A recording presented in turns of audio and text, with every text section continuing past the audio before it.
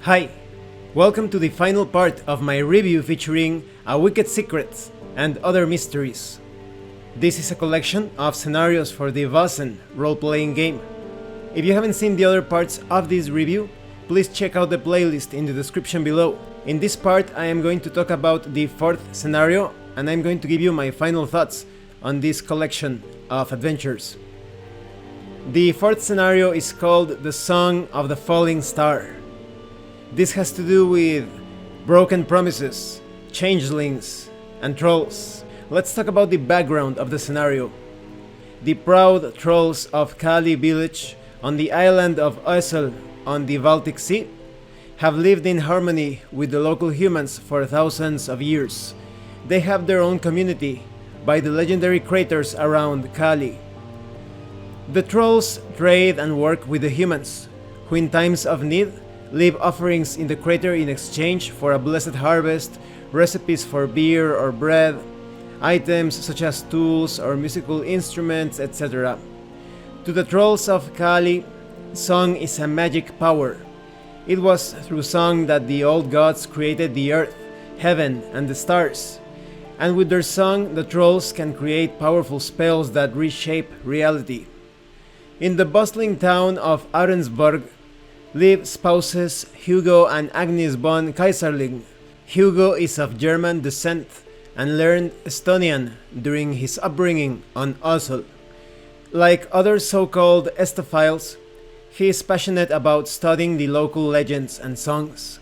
He was educated in Sweden and is now a graduate student at the Department of Social and Economic Geography at Uppsala University. Hugo has done fieldwork on Oslo for his dissertation titled Songs of Shadow and Fire, where he examines whether the origin of the Kali craters can be traced in local legends and songs.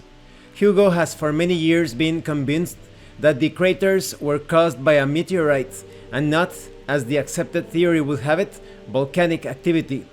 He came to Kali village in the hope of collecting tales and songs describing the history of the area, but he encountered problems. The villagers were suspicious of outsiders and would not share their rich folklore.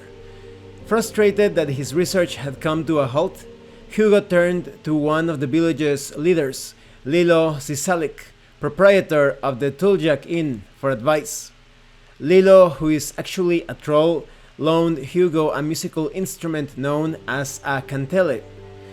For those of you that do not know what this instrument looks like, it kinda resembles a combination of guitar and lyre. She told Hugo that if he learned to play the local melodies, perhaps the villagers would open up a bit more. She invited him to perform at Toljak. Lelo said the kantele belonged in Kali and must be returned once his dissertation was finished. Hugo accepted the instrument in the largest of the craters where he was taking soil samples, not realizing that he had just made an agreement with a troll. He spent months learning to play the instrument and developed a deep love for the local music. Trolls in the villages were touched by his talent and his interest in the musical tradition. Hugo started making great progress with his research. He spent many evenings performing at Toljak, and trolls and humans alike sang their local songs to his tunes. He finally gained a deeper understanding of how the craters may have come into being.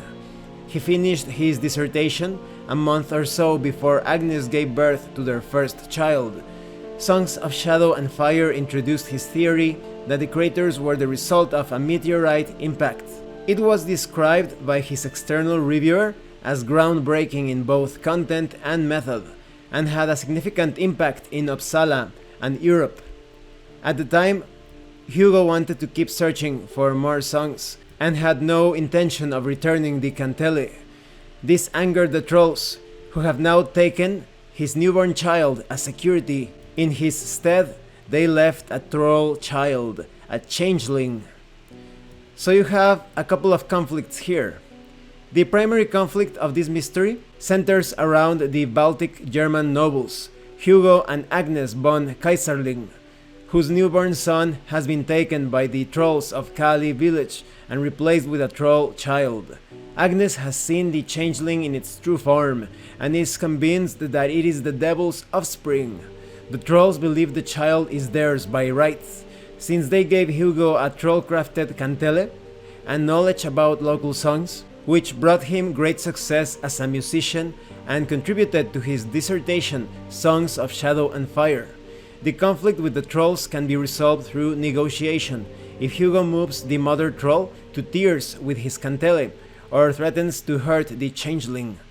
They will not be intimidated or influenced by crucifixes or holy water, of course.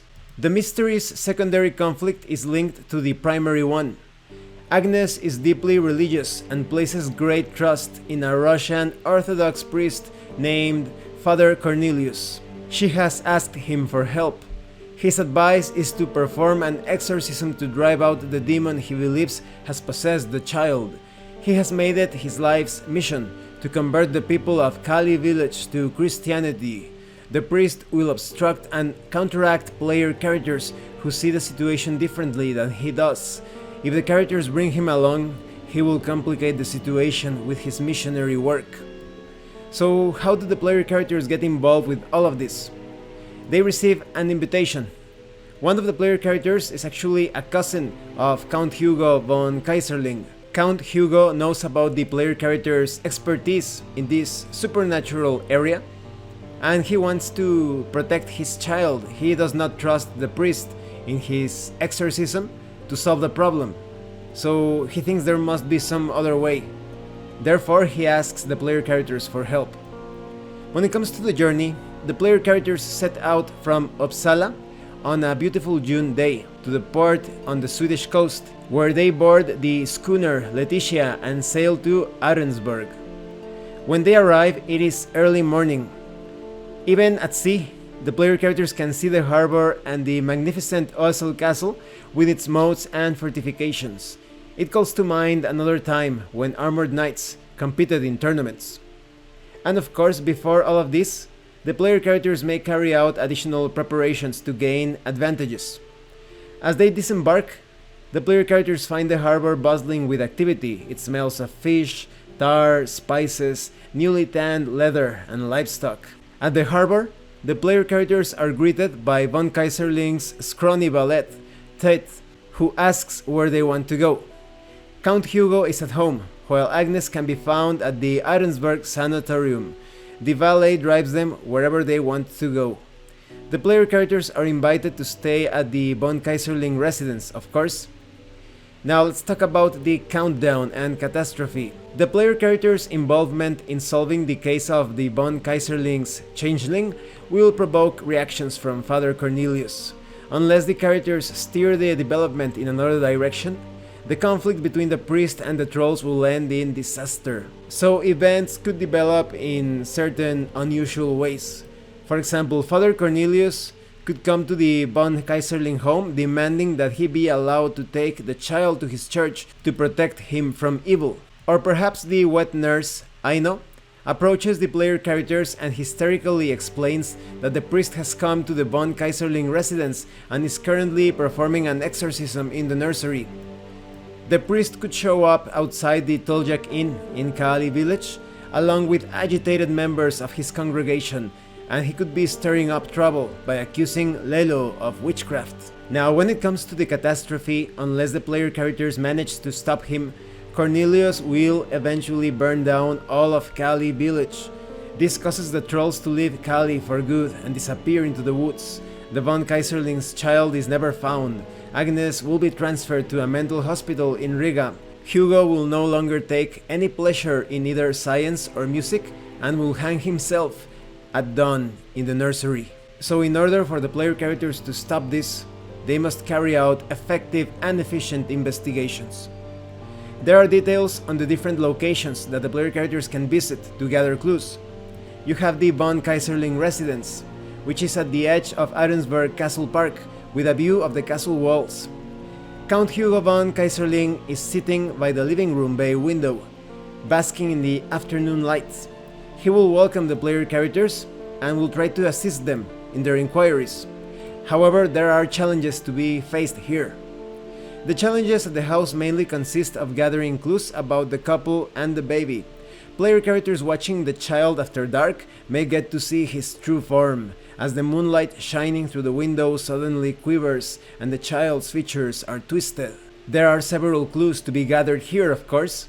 For example, Hugo has no more information to offer about what happened to Agnes, other than what is said in the letter. She has suffered a breakdown and has the intention of killing the changeling, which Hugo believes is his own child. However, Hugo can tell the player characters about his research into the island's songs and fairy tales, and is more than happy to talk at length about his dissertation and his theories regarding the craters outside Kali village. The characters can also talk with the wet nurse, Aino. They could perceive that she feels apprehensive about strangers, and she is ashamed of her poor Swedish. Through the use of manipulation to make her talk, Aino could reveal that she thinks something supernatural is to blame for what has happened so far. And if the player characters examine the child, they can roll for medicine or investigation. On a success, they note that the child seems perfectly healthy, though big for his age and already able to sit upright and grasp things. There are also details on the Sanatorium. This is located in a wing of one of the many medicinal bathhouses constructed of wood along the shore, after mud with healing properties was discovered a few decades ago. Dr. Norman, chief city physician, receives the player characters in his office on the second floor of the main building. He tells them that Agnes von Kaiserling is currently held in the closed section of the sanatorium due to her repeated attempts to escape. She was brought to the sanatorium against her will after the wet nurse found her in the sauna trying to drown her own son in a washtub. The wet nurse arrived just in time and the child is alright. Agnes has not given any reasonable explanation for her actions. When it comes to the challenges here, if the player characters ask to see Agnes, Dr. Norman initially says no, believing it would disrupt her frail mental state.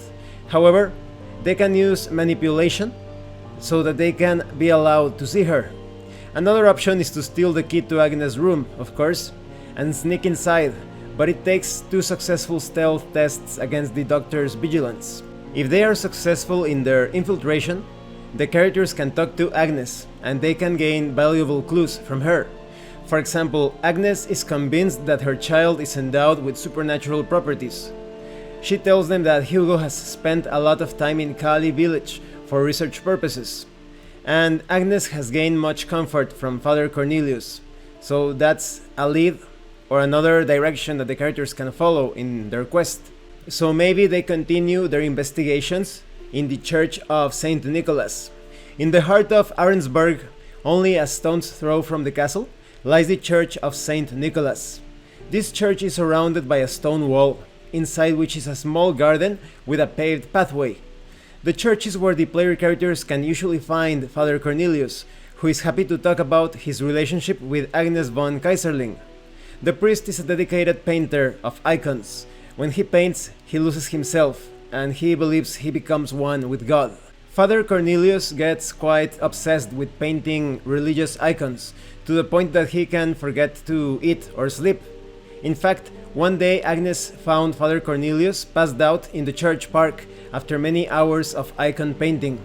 She helped him to his feet and gave him some water, and that was the start of their friendship. Concerning the challenges that the player characters can face in this place, when they talk about Agnes, the situation with Father Cornelius, he will only give them evasive answers. They could perhaps use their observation and manipulation to get some better answers, some more insightful clues. For example, if the characters visit Father Cornelius in his study, they may roll a learning test, and on a success, they notice a bound copy of Rituale Romanum, a book traditionally used for exorcisms. If they get Cornelius to talk, he tells them that he is convinced that the von Kaiserling child is bewitched or possessed. Father Cornelius can also inform them of his suspicions regarding the ungodly villagers of Kali.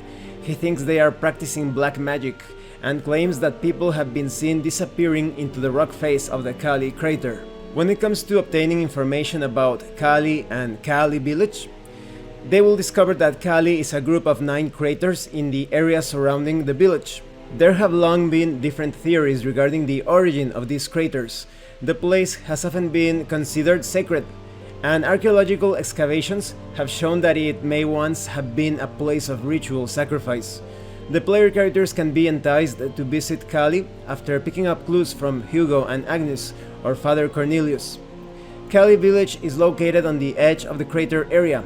It is a troll village, but looks quite ordinary on the surface, with a dozen houses lining in a single road. When it comes to the challenges here, it's not easy to move through the area of Kali. In fact, if the characters are traveling by coach, they may suffer an accident because of the rocky road. Once the characters recover from this, or if they avoid it altogether, they could carry out their investigations in some of the buildings in the village. They could seek help at the smithy if they got injured, or maybe they just want to look for information and further clues. They could encounter the blacksmith Indrek. It is quite hot inside and Indrek is hard at work, but he does not seem to be tired at all. That's because Indrek is a troll. They can gather clues from him. It depends on the character's vigilance and other ways in using their skills. They could learn that Indrek has met Hugo von Kaiserling on several occasions. He speaks saying that the young man's mind may be full of worldly ambitions, but he sure can sing and play. His renditions of the old songs bring tears to the eyes of even the toughest of trolls. He should know, because he is a troll. Indrek also says that they can find overnight accommodation at the converted windmill that is now the Toljak Inn. If the characters get a bit more talkative or use manipulation or find some way to appeal to Indrek's empathy, he will reveal that he is indeed a troll, and he will actually tell them how to get the real von Kaiserling child back to his parents. He tells them about changelings and explains that they can get the real baby back by threatening to hurt the troll child. And while they are here, of course, there is also information on the Toljak Inn, which is located in the old windmill by a small stream on the edge of the village, near the 9 craters. Toljak is run by Lelo Sisalik, and known among the locals for its excellent beer. Lelo is in fact a troll, of course, and her establishment is a place where free-thinking, broad-minded humans can mingle with her kind. When the characters arrive at the inn and step through the door, they are met by a warm and boisterous atmosphere. It smells pleasantly of freshly baked bread, beer, and sauerkraut. The player characters may actually sit down and talk with Lelo. She is quite friendly, but this is still a troll inn, so there will be challenges. Player characters who are priests cannot enter the inn. It is as though there is an invisible wall blocking the entrance. If the characters are accompanied by Father Cornelius, the latter will express his contempt for the simple folk in the village and offend everyone he meets. This could lead to trouble. To convince the trolls at Toljak that their intentions are pure, the player characters will have to use their manipulation, vigilance, and inspiration to make their way through the trolls and to communicate effectively with Lelo. The player characters can learn a lot of things from her and from other guests. If they speak with other guests, they can learn that Hugo von Kaiserling performed his music there many times. Indrek can tell them that Hugo most likely made an agreement with Lelo to get his hands on the kantele. And if the characters are friendly enough, Lelo may actually reveal the truth to them about the nature of the trolls and why they swapped the von Kaiserling child with a changeling. She tells the trolls' side of the story, including the fact that Hugo must return the kantele at Kali Lake in order to get his baby back. It must happen at midnight on the summer solstice, which luckily is only a few days away. It is in Kali Lake where the final confrontation may occur. Here the player characters can see to it that Hugo and Agnes get their son back. There are a few ways to pull this off. They could convince Hugo to come to Kali Lake and return the kantele to the trolls. If the player characters fail to convince Hugo to come with them, or if they do not even try, they can seek other ways. For example, they could pass a learning test to realize that threatening to hurt the changeling left in the baby's stead will make the trolls hand over the human child. Or like I said earlier, in case they obtained information from the blacksmith or perhaps even from Aino, she is somewhat knowledgeable in these matters, they could threaten to hurt the troll child and obtain the real von Kaiserling child in return. However, several things could go wrong. For example, maybe Hugo decides not to return the Cantele, he pulls out a knife and threatens to hurt the changeling in his arms when things were going quite diplomatically. This is going to be quite disastrous. The characters will have to convince him to stop his irrational action, or they will have to overwhelm him through physical force. And Father Cornelius could also present some problems. He is convinced that everything is the work of the devil. He could actually arrive here with a group of religious people to attack the player characters, and they may actually have to join up with the trolls to fight against this priest and his fanatic horde. When it comes to the aftermath, Agnes von Kaiserling will quickly recover once she gets her real son back. Hugo will resume his academic career as a lecturer at the Department of Social and Economic Geography. The trolls around Kali village will continue to live side by side with the people of Usul, as they have for thousands of years. So there is a way to obtain a happy ending. This scenario is very interesting because unlike the others, there are several avenues for non-violent or non-confrontational resolution. Even though there is still that climactic moment at the end, you do not need to kill anyone if you play your cards right. This is the final scenario in this book, and at the very end of the book we have a lot of handouts, different letters and notes from the different scenarios, maps that you can present to the players so that they feel truly immersed in these scenarios. So what do I think of A Wicked Secret and Other Mysteries? I think this is an awesome collection. You have 4 complete scenarios with rich and extensive background information of the different zones, the villages, the non-player characters. And thinking back to something my friend and viewer Kevin James asked me about a couple of months back, if I'm not mistaken, like a month or two. He asked if he would be able to use this book just for the setting information, even if he was not planning to run the adventures. I think yes, it is possible to use this book just for the setting information as a sort of campaign expansion for the core rulebook. I also really like the variety of the different scenarios. Some of them can be solved through force, some of them can be approached in a more diplomatic way, so I highly recommend A Wicked Secret and Other Mysteries, either as a collection of scenarios or as an expansion with setting information for the Vaesen core rulebook. Well, thanks for watching this review. If you have any comments or questions, please let me know. And thank you so much to those of you that have been supporting the channel by sending Drive-Thru RPG gift certificates. If anyone else wants to further support the channel, the information on how to do that will be in the description below. Once again, thank you, and see you later.